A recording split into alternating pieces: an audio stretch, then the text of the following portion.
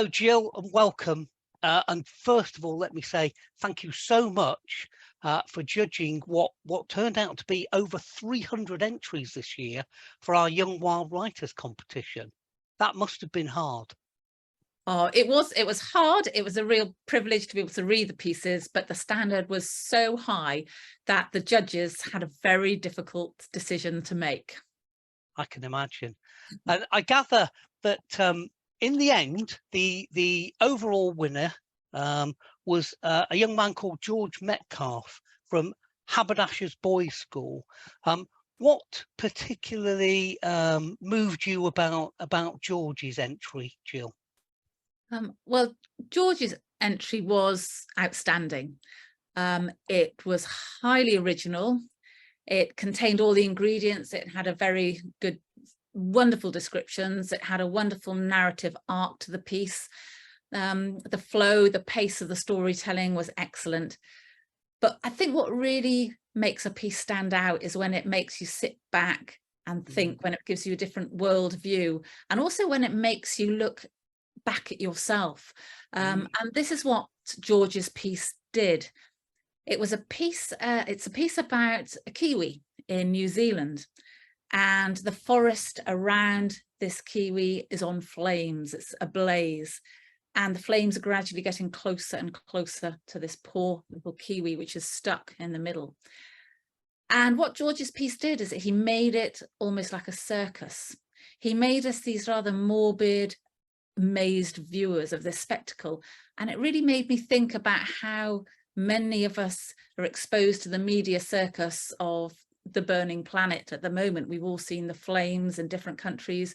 We've all seen the terrible destruction it causes to animal, to human life and to habitats, and yet collectively we're just sitting, watching, doing nothing but being drawn in to watch this spectacle. And it really made me think about our attitude and the media attitude to climate change and the heating planet. It was an excellent piece. That sounds fantastic. And of course, the theme for the whole competition this year was animal survival, wasn't it?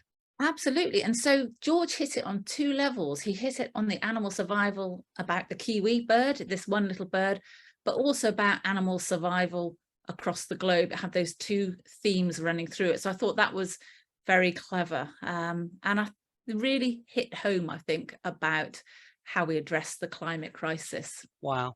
Well, we'd love to hear it. Would you be prepared to read it out for us? Absolutely.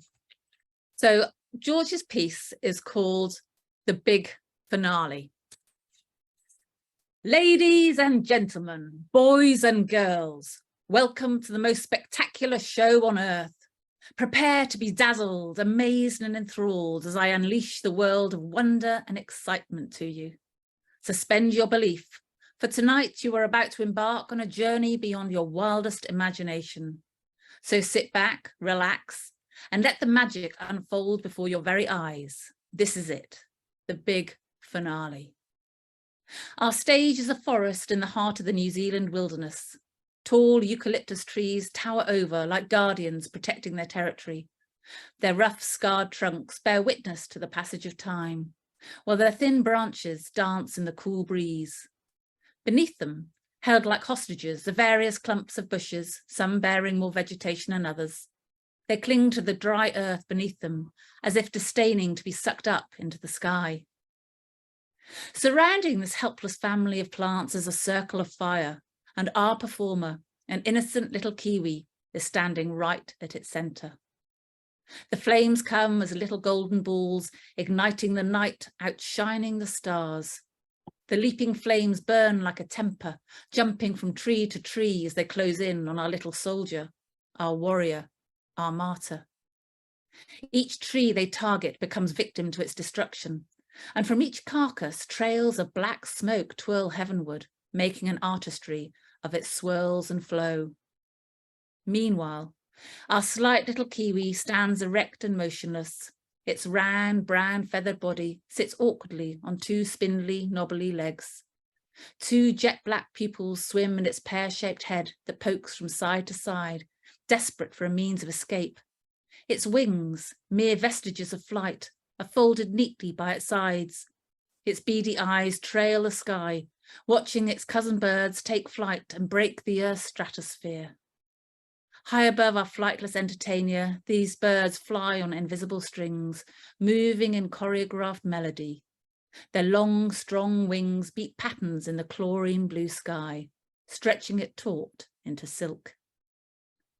Around our actor, still subjected to the crusty soil that lines the forest floor, our stage collapses. Trees, victims to the raging fire, fall like soldiers, throwing splintering timbers and shards of wood in all directions. He hops around them in an effort to prolong his survival.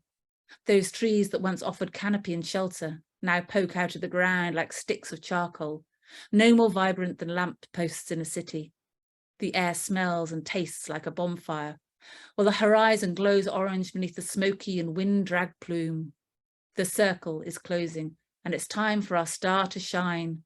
His eyes are racing back and forth in its skull. His feet are twitching nervously, and his head is rolling in its socket. He crouches down, his wiry beak tickling the floor.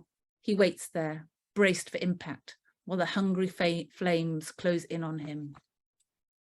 Ladies and gentlemen, boys and girls, this is it, the big finale. Wow. That is a terrifying vision, isn't it? It's powerful stuff, isn't it? Very powerful. It's the way it draws us in to be a witness, be a part of the circus, but it's a terrifying, tragic circus and leading us to the big finale. And it's sort of saying, what are we going to do about it? I think that's what's really brilliant about this piece. Yeah, I can see why you and Elizabeth and Victoria ended up choosing that one after fierce debate.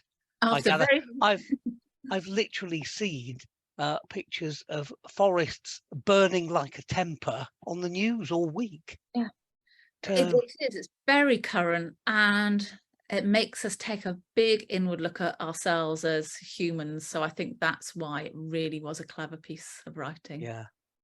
Oh, that is fantastic. And thank you so much for reading it out for us. I really, really enjoyed that. Well, it was a pleasure to read all of the pieces. I mean, they were just outstanding. So a big congratulations to absolutely everybody who entered. Yes, well done, George. But well done, absolutely every entrant, all 300 of you. Thank you so much, Jill.